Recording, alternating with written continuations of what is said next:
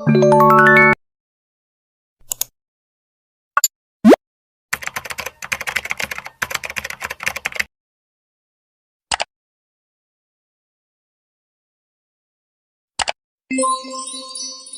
semuanya, Assalamualaikum warahmatullahi wabarakatuh. Perkenalkan, nama saya Ricky Mulyana dengan NIM C240122150 dari kelompok 2 Biologi Perikanan manajemen sumber daya perairan Fakultas Perikanan Ilmu Kelautan angkatan 59.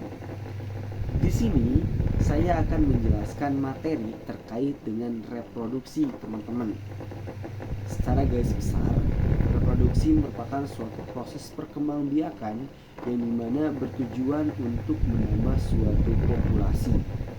Pada reproduksi sendiri dibagi menjadi dua klasifikasi, yaitu secara aseksual dan juga secara seksual. Pada pembahasan kali ini, kita akan membahas terkait dengan reproduksi seksual pada perikanan ataupun pada jenis ikan yang lainnya. Oke teman-teman, adapun tujuan praktikum pada bab kali ini yaitu untuk memahami tingkat kematangan gonad dari suatu spesies ataupun jenis ikan tertentu. Selain daripada itu, harapannya mahasiswa mampu memprediksi terkait dengan waktu pemijahan dan juga tahap perkembangan pada proses rekrutmen, di mana rekrutmen sendiri merupakan suatu proses adanya perpindahan suatu spesies ataupun populasi dari populasi yang lain ke populasi yang lainnya. Oke teman-teman, adapun tujuan praktikum pada bab kali ini yaitu untuk memahami tingkat kematangan gonad dari suatu spesies ataupun jenis ikan tertentu. Selain daripada itu, harapannya mahasiswa mampu memprediksi terkait dengan waktu pemijahan dan juga tahap perkembangan pada proses rekrutmen, di mana rekrutmen sendiri merupakan suatu proses adanya perpindahan suatu spesies ataupun populasi dari populasi yang lain ke populasi yang lainnya. Oke teman-teman, tingkat kematangan gonad merupakan suatu tahapan analisis terkait dengan perkembangan gonad sebelum dan juga sesudah ikan melakukan proses pemijahan.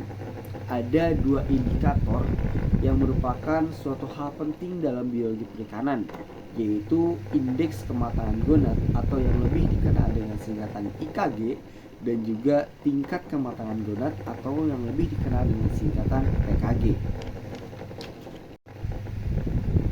Nah teman-teman, ada dua cara untuk mengukur suatu gonad. Yang pertama adalah secara morfologis dan yang kedua adalah secara histologis. Adapun cara morfologis ini biasanya umum digunakan oleh para peneliti dikarenakan caranya yang lebih praktis dan juga lebih cepat. Dan secara spesifikasi, biasanya cara morfologis ini diperuntukkan untuk mengukur gonad-gonad yang ukurannya lebih besar. Selain daripada itu, cara morfologis ini umumnya dilakukan secara manual untuk mengetahui bobot ataupun berapa jumlah gonad dalam suatu spesies ataupun jenis ikan tertentu. Dan yang kedua yaitu secara histologis teman-teman. Secara histologis merupakan suatu proses pengukuran gonad melalui analisa terkait dengan fase perkembangan, yang dimana pada proses histologis ini umumnya memiliki tingkat ketelitian lebih tinggi ketimbang secara morfologis. Dan cara histologis ini juga umumnya digunakan oleh para peneliti. Selain daripada itu, cara histologis ini biasanya diperuntukkan oleh gonad-gonad yang memiliki ukuran kecil. Nah, tadi sedikit mengenai teori terkait dengan tingkat kematangan gonad teman-teman. Dan sekarang yaitu terkait dengan praktikum.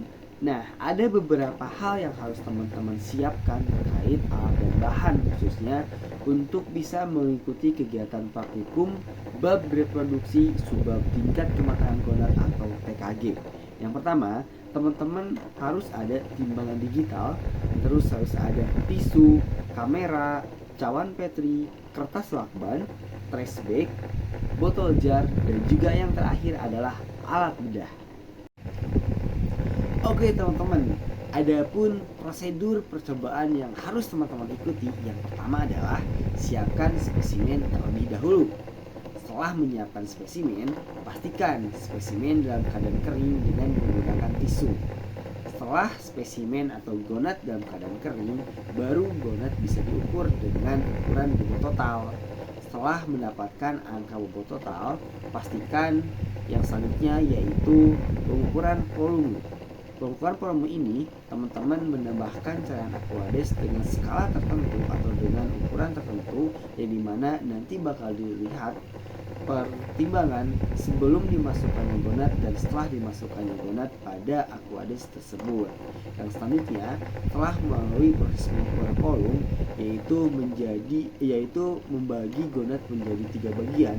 Yang pertama adalah anterior, middle, dan juga posterior. Kalau sudah dibagi menjadi 3 bagian, yaitu pisahkan 3 bagian tersebut dengan diletakkan pada cawan Petri. Setelah semuanya terletak pada cawan Petri masing-masing, yaitu lebur ketiga bagian itu dengan menambahkan Aquades secukupnya.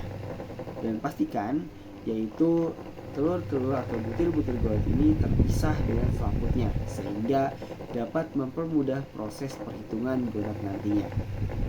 Itulah sedikit informasi dan juga teori serta wawasan mengenai bab reproduksi subbab tingkat kematangan gonad.